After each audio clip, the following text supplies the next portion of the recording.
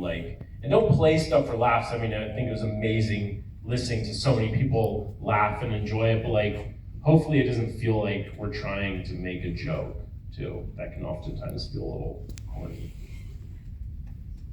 Yep.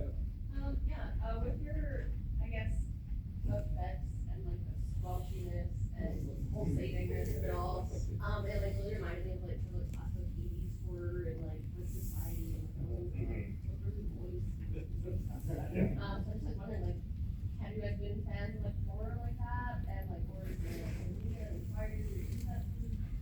Yeah, I mean, I love like Brian Houston's movies, and I think a lot of that like B kind of, you know, horror pulpy stuff is really inspiring. And I think when it came out, especially that stuff that came out in the 80s, like Society is a great example of this, that was kind of ahead of its time and being like elevated horror. And it came out and people appreciated it and went and saw it. But now, like, you know, 30 plus years later, people are really writing about it, and I think movies like, you know, Get Out and stuff like that, which are like societal kind of horror movies that show you this other side. Obviously, David Cronenberg is a huge example of someone that was making horror films, but that were more about an idea, more about a philosophy, and I think exploring that is something that feels more contemporary, like more people are open to that idea. But I don't know, it's just like a very, I like just weird, I like shit that feels like primordial, you know? We also grew up and made movies together, growing up in Oliver with duct tape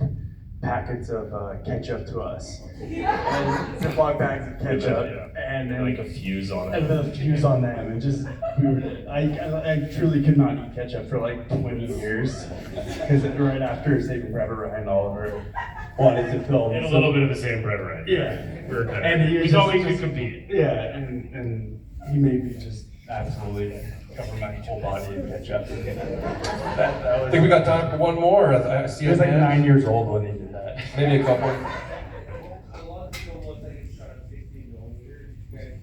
How long did you shoot film? Shoot them with Yeah, we shot pretty much everything on 16. The only thing we didn't is the snorri camp stuff when he's walking through, like when he's tripping out. We shot that digitally because we couldn't. And a lot of the Special effects. Yeah, but everything else is 16. We shot it in the first, so we shot the everything up to Vegas. We shot in 9 days, and then Vegas we shot in 3 days.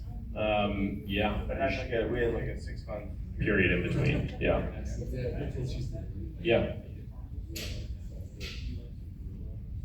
All of it, yeah.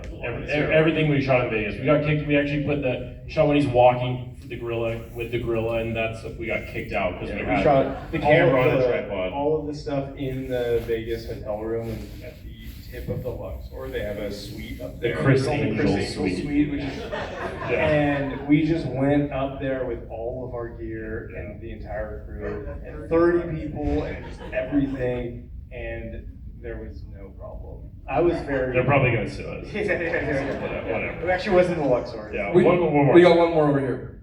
How dare you? Thank you. Fuck you. Like, how do you pitch a project like this during development or like to a distributor? Like, I can't imagine somebody looking at this and being like, yeah, thanks.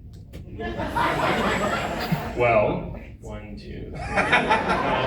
No, we didn't pitch it to anyone. We just made this movie. Henry and I wrote it. We came up with the idea. We wrote it. We were like, we have this much money plus our producer. We financed this movie. It's not an expensive movie. We just paid for film stock essentially, and everything else we asked for favors, and it was all entirely self-funded. we did some. That helps. Yeah, that helps. But we did some Season Spark stuff. We did Season Spark stuff, like we shot the first 75%, went down, and then kind of threw that together in the edit, and then used that to go to some people that we know helped us. We did it like over 2 years, we just kind of did a bit, and then we shot the whole beginning. We shot 9 days, and then we didn't have enough money to develop the film, so we just had the film sitting in a lab for like 2 months, and we had no idea what any of it looked like. And we were when it finally so developed, nerve-wracking. it was Yeah. it finally came out. We're like, okay, Yeah, we're like, where's the good stuff? This is all just B-roll, right? This is terrible.